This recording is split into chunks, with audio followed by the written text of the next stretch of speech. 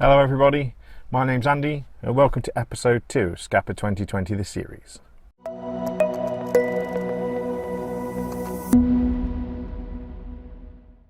Hi guys and welcome to my car. We are just out for a drive in the beautiful Yorkshire countryside and I thought, well, I've got 5.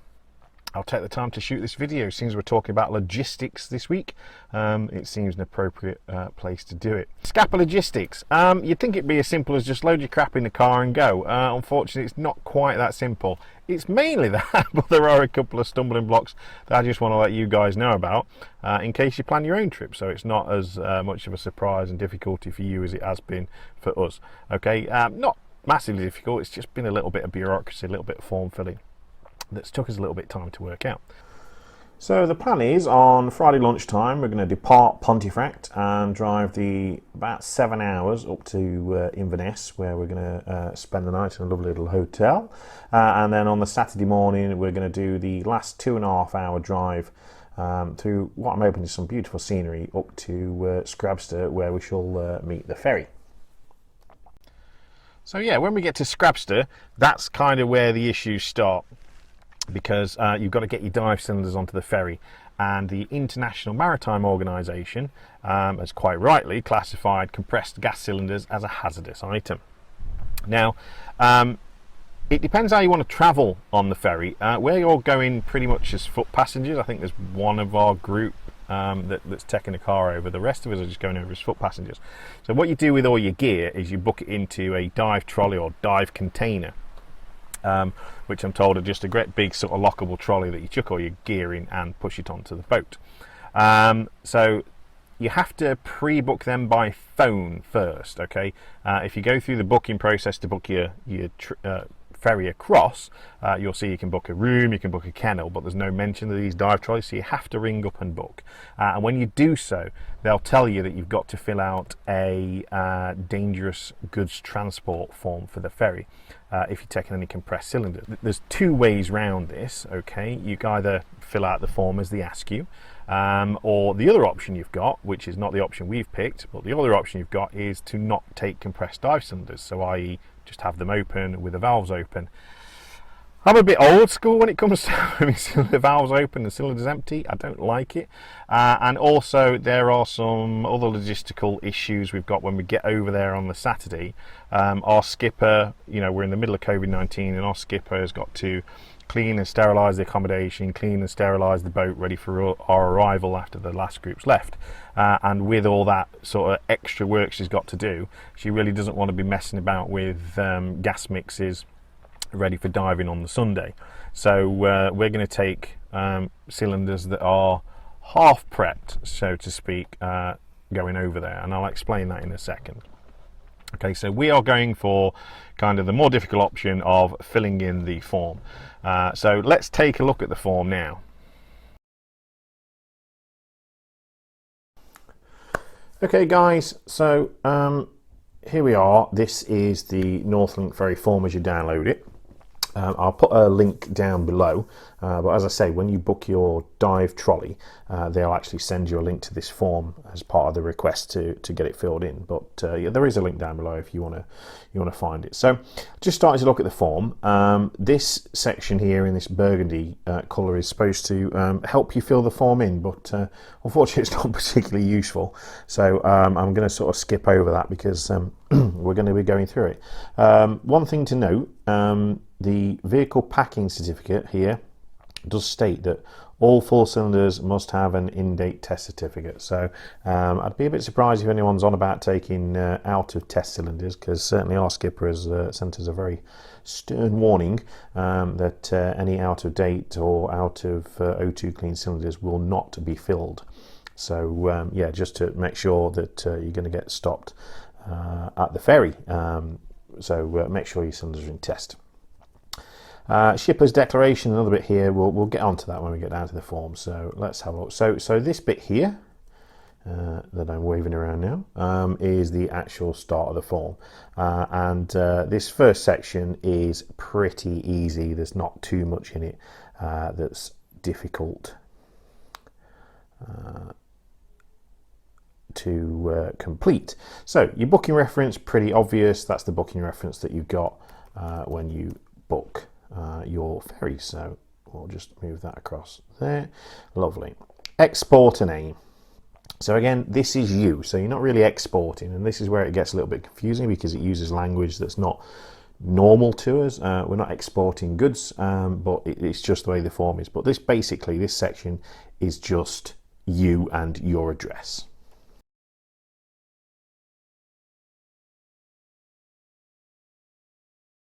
Consignee. Now all you've got to do here is fill it in, and all you need to put is as shipper. There we go. Okay, freight forward if applicable. That's not applicable. Date and time of departure and date and time of arrival. So you get that information on your booking form. So I'll just go ahead and fill that in.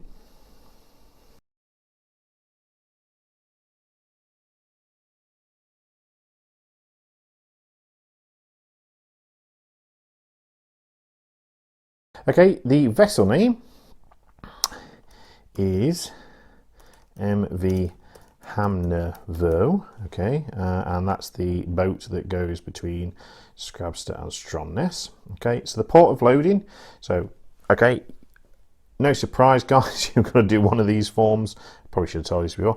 Probably got to do one of these forms, one out and one back. So for this one, we're just going to do the trip out. So we're going to load at Scapa.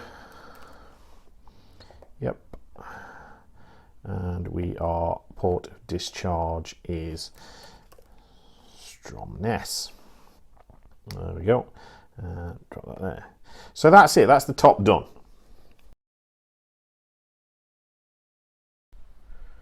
Okay, so that's all the easy bits filled in at the top. Now we actually get to the meat and the difficult bit of it. So we're going to take a closer look at the form and the bits that you need to fill in, but I just need to explain something before we start looking at that, okay? The International Maritime Organization, or the IMO, like I say, is designated, all hazardous goods has various codes, yeah, to identify them in case of emergency, to know what's on the ship. And they have a code for oxygen, they have a code for air, and they have a code for helium. But what they do not have is code for any mixes of those three gases. So it's kind of awkward, but if you read through the Northlink Ferry stuff, you are not allowed to take nitrox mixes or heliox mixes on the boat. It's not that they're saying they're any more hazardous than neat oxygen, which is probably the nastiest out of those three. It's just that they have to comply with the law and the regulations, and the regulations don't have a code, so therefore they cannot carry them. Okay, it's not that they're being particularly awkward, they have to comply with the law. But it does make it a little bit difficult as divers if you're going over it and we want to be diving a mix first day. So I will walk you through what I'm doing with my cylinders when we start filling out the section in a minute. Go back to the computer, and hopefully that all makes sense. So it's just kind of you know, sitting on the fence with it. I guess you say I'm going to do some of the work here and then I'm going to do the rest of the work over there. But anyway, I'll explain it to you in a second. Okay, so let's get on with filling out the rest of the form then. So what I'm doing with my cylinders, I'm taking them both over with 100% oxygen in. Not full of 100% oxygen, but with enough that once I've air topped them, I'm going to have the right mixes in them. It should save a lot of time on the Saturday or the Sunday morning. I just need to blow them up to the correct pressure and the mixes should be fine. So I will fill this in as if I'm taking oxygen in both, but obviously if you're not, then fill it in appropriately, but I'll give you the codes later. So these are for oxygen. So the proper shipping name is oxygen compressed. So not a surprise there. Shrink that down. Okay, so the IMO class hazard is 2. Okay, so that's what you need there. Your UN number. Now I need to have a chat with you about UN number because your cylinders will have a UN number. If your cylinders are O2 clean, which let's guess if you're going to Scapa they're going to be, you will have a big sticker on there that says it's nitrox, and on that nitrox sticker there will be a UN number. So what you need to do is you need to cover that up, okay, because for transporting like this, okay, on a ferry, passenger ferry especially, your cylinders need to be labelled up correctly. So if they see a big nitrox sticker and the wrong UN number than what you're putting on the form, okay, you're probably going to get yourself in a bit of trouble, or there's going to be questions anyway. So here's my twins. You can see there's a nitrox sticker and there is the UN number. And here you can see all I've done is just got some black tape and covered it up. And then all I'm going to do with my cylinders on the day is, or before we go, is put some more tape over it, not black, something I can write on, and it will just say oxygen, and I'll just put the right UN number in. As long as your cylinders are labelled correctly, guys, you shouldn't have a problem. So anyway, the correct UN number for oxygen is UN 1072. Okay, so you need to put that there. Packing group, we don't have to worry about packing group. EMS, don't ask me what this is for. I've not actually researched what EMS is, so just do as I say. Okay, but this is F-C, and there we are, SW. Okay, now they are different depending on what gas you're taking as well. So don't worry about, I'll give you that in a second. So I'm going to fill this in exactly the same, so I'll do this in quick time.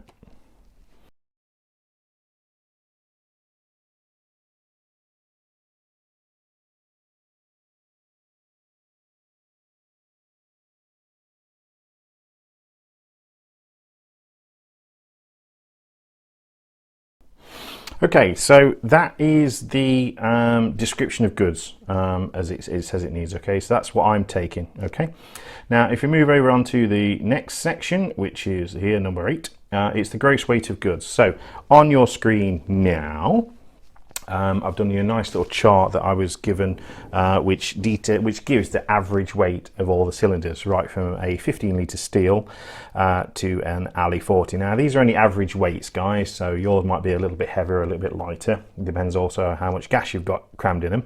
But for these guys' purposes, this is enough. This is all you need to know. Now, obviously, if you dive in twins, so I dive twin 12, so that's 13 kilo times 2. So for the twins, it will be 26 kilo. Okay, so I'm just going to go ahead and fill this in. So that'll be 26 kgs for those. We'll just make that a little bit bigger. And then I'm also taking with me an Ali 80, which is 14 kilos. Beautiful.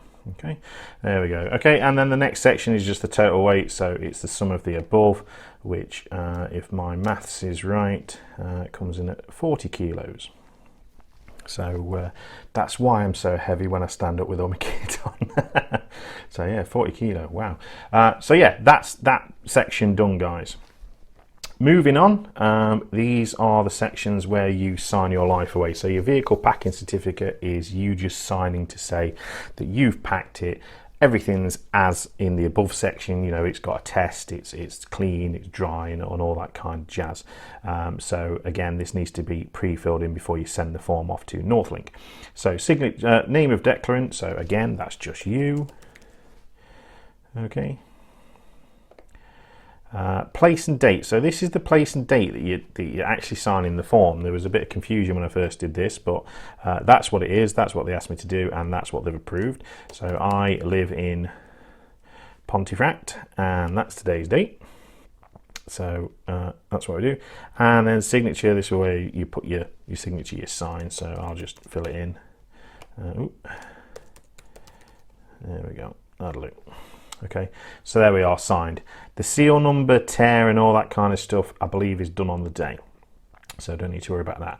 Now, this section over here, vehicle registration number and all that kind of stuff here. So I guess if you're taking a car, that's where you put your vehicle registration number and also describe the vehicle size, type, and all that kind of thing. Because I'm taking a dive container, they asked me to fill that in and just put as such. So again, that's nice and easy. It's just dive container. Okay, so that's that bit done. Okay, we don't need to worry about the freight forwarder section, and then the rest here is just your declaration, again signing life away that what you've said you've put on is what you've put on. So again, nice and simple this one. So it's just me, there's my phone number, hint, it's not my phone number. Okay, so name and status of declarant. So again, this is just, oh, come on, work, UKDiver, yeah. Okay, place and date, like the other one, it's the place and date of the place you're signing the form, not the place you're traveling from. So this would again just be Pontefract and the date. Okay, and then again in the last one, it's just your signature. Okay, there we go. And that's it, guys. The form is filled in and complete. Now, obviously, this is the outbound form. You need to repeat the same with the inbound form, obviously just with the bits different. So in port of loading will be Stromness, discharge Scrabster, and again, what are you expecting to bring back in your cylinders? So I'm not going to be bringing back oxygen. I'll be just getting them to squirt a bit of air in it once I've emptied them out, just for transport. So I will repeat this but put air in its place, but all the rest of it is virtually going to be exactly the same. One thing to note at this point is once these forms are completed, you do have to email them to freight@northlinkferries.co.uk. Again, I'll put a link on screen, and that has to be done at least 24 hours before you're going to turn up. Otherwise they're not going to let you on the ferry. So I did that straight away. They've had mine for weeks and weeks and weeks, so they don't mind it early, but please don't be late with it. Oh yeah, and then finally, print out a couple of copies of these and take them with you, because you will need them to check in on the ferry as well. And I guess that's where you'll fill in this final section here. So yeah, that's it. Form's complete. Okay, so after that, you've got your forms filled in, you've got them printed out, ready to go. We go and check in at Scrabster, get on the ferry, and then once we set sail, hopefully at 1:15 and everything's fine, then it's about an hour and a half steam over to Stromness. Once we get to Stromness, it's about getting all the gear loaded onto the boat on the Saturday, ready for the Sunday's dive-in, and then getting settled into number 15, the accommodation, and making sure we're all COVID secure and all that kind of stuff. Needless to say, there'll be the usual arguing over who's having what bedroom and this, that and the other, but that's all part of the fun. So yeah, that's it, guys. From my house to getting on top of a dive site, that's kind of the logistics. Like I say, the form's the only real difficult bit. If you're not bothered and your skipper's not bothered about, you know, spending a bit of time Saturday or Sunday morning getting your cylinders full, the easy option is just to take empty cylinders if you're comfortable with that. Like I say, I'm not, and the skipper doesn't want to be faffing about, so we're going to take the cylinders partially filled with oxygen, as I've already described. So yeah, the next video, guys, will be kit. I'm going to get all my kit out for you, and we'll have a chat about what I'm taking and what I'm not taking. And after that, it's going to be day of the race. So there's going to be a little bit of a gap in the videos, obviously while I'm there. And then it's just going to be, you know, one video covering each day of the trip. Anyway, guys, like, subscribe, thumb up, share, all that kind of jazz. Dive safe, and I'll see you soon.